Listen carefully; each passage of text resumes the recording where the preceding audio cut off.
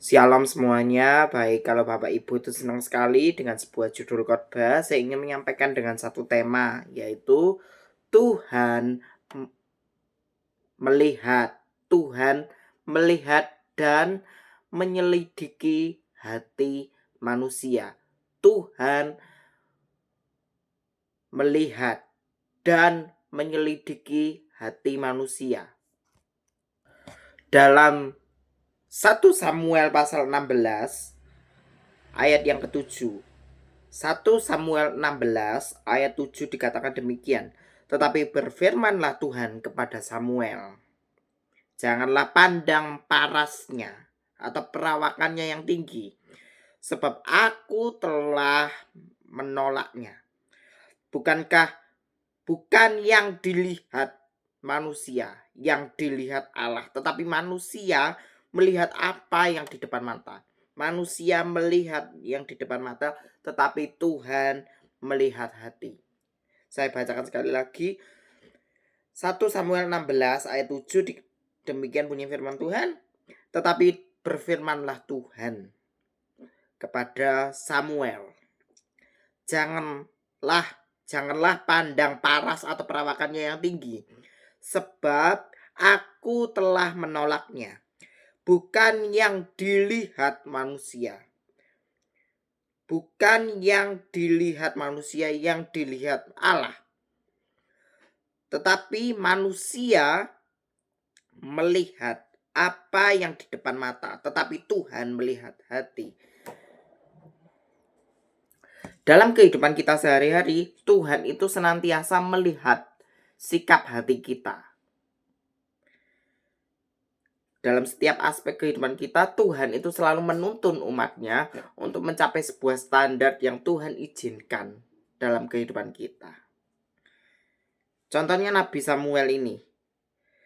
Dia berulang-ulang kali sampai detik yang terakhir Tuhan memanggil Samuel, baru ia menjawab, "Ya Tuhan." Pada waktu itu Samuel lagi tidur. Terus ada Nabi Eli. Nah, pada saat itu Tuhan itu memanggil Samuel berulang-ulang kali sampai detik yang terakhir. Sampai perkataan yang terakhir dia baru menjawab, "Ya Tuhan." Dan dari setiap apa yang saya ceritakan ini itu mengacu kepada siapa? Kepada sikap kita. Apakah kita mau meresponi rencana Tuhan dalam kehidupan kita? Apakah kita mau meresponi betul-betul kehendak Tuhan atas kehidupan kita? Karena Tuhan itu mau melihat hati. Responnya gimana sih? Di dalam setiap aspek kehidupan kita. Apakah kita betul-betul melangkah dalam rencananya Tuhan atau tidak? Karena Tuhan itu ingin bahwa manusia berkeadaan baik-baik sampai langit baru, bumi baru, sampai kekekalan. Nah, dari sinilah kita dapat belajar bahwa Tuhan itu betul-betul menyelidiki hati kita. Tuhan mengerti setiap tangisan kita, jerih lelah kita. Dia mengerti karena dia adalah Tuhan yang setia. Yuk dibaca lagi di dalam Ibrani 2 ayat 18. Dikatakan demikian. Sebab oleh karena ia sendiri telah menderita karena pencobaan, maka ia menolong mereka yang dicobai. Tuhan itu berbicara gini. Sebab oleh karena ia sendiri, Yesus pernah dicobai. Tahu dicobai di mana? Di padang gurun. Oleh Lucifer. Pada waktu itu ada 3 poin yang si Lucifer mengajukannya. Ubahlah batu itu jadi roti. Terus yang kedua, memisahkan hubungan bait Allah. Dan yang ketiga,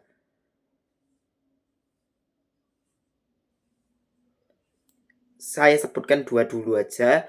Tetapi yang ketiga nanti Bapak Ibu sendiri bisa cross check. Nah, dari dua ini saja. Yesus pernah dicobai. Yesus mengerti isi hati kita. Dia pernah dicobai di padang gurun.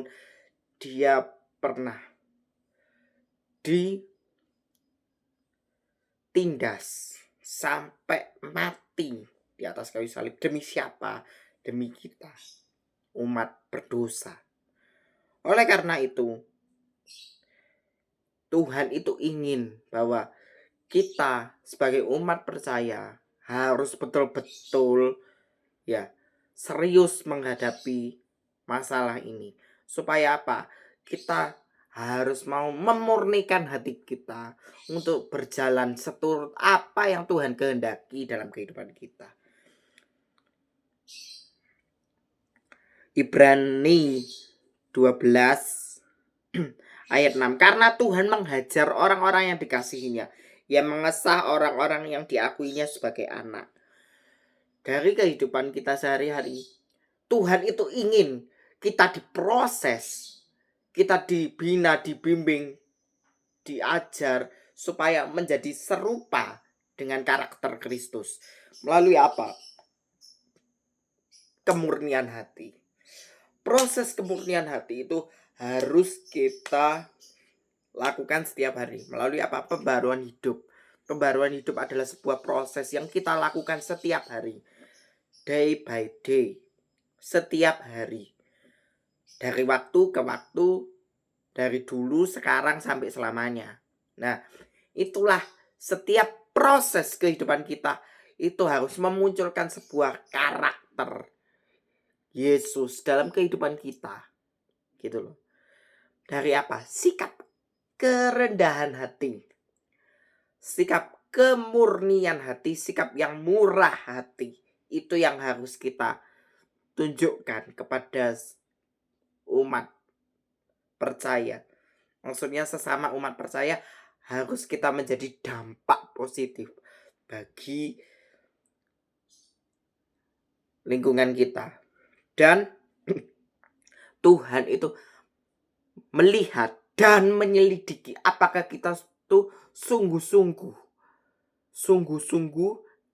untuk mencari hadirat Tuhan dalam setiap aspek kehidupan kita. Karena Tuhan itu sayang kepada umat percaya. Makanya Ia menghajar orang-orang yang dikasihinya, mengesah orang-orang yang diakuinya sebagai anak. Loh, Tuhan itu sayang kepada kita.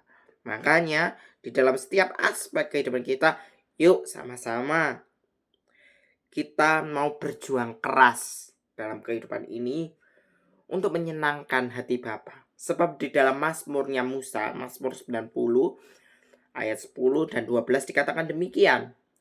Karena masa hidup kami itu 70 dan jika kami kuat 80 tahun, itunya semua kesia-siaan dan nyawa kami melayang lenyap.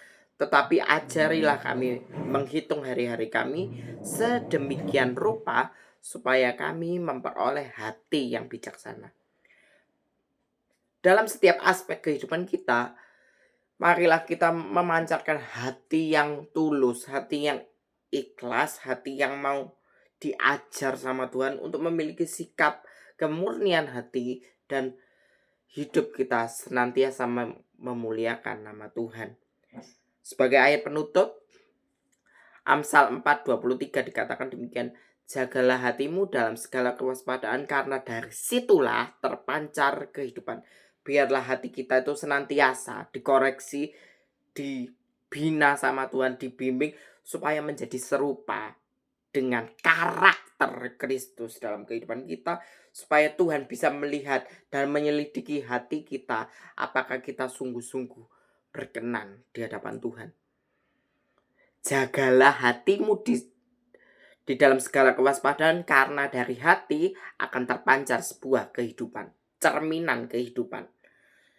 Nah, dari sinilah kita ingin bahwa manusia, umat-umat percaya yang benar-benar bersekutu di dalam tubuh Kristus memiliki satu impact atau dampak yang positif yang kita dapat tularkan dalam kehidupan kita, menjadi dampak yang positif, menjadi agen-agen sorgawi yang senantiasa memiliki sikap kemurnian hati, sikap yang tulus, murni dari hati untuk memberikan sebuah bagian yang terbaik dalam kehidupan kita.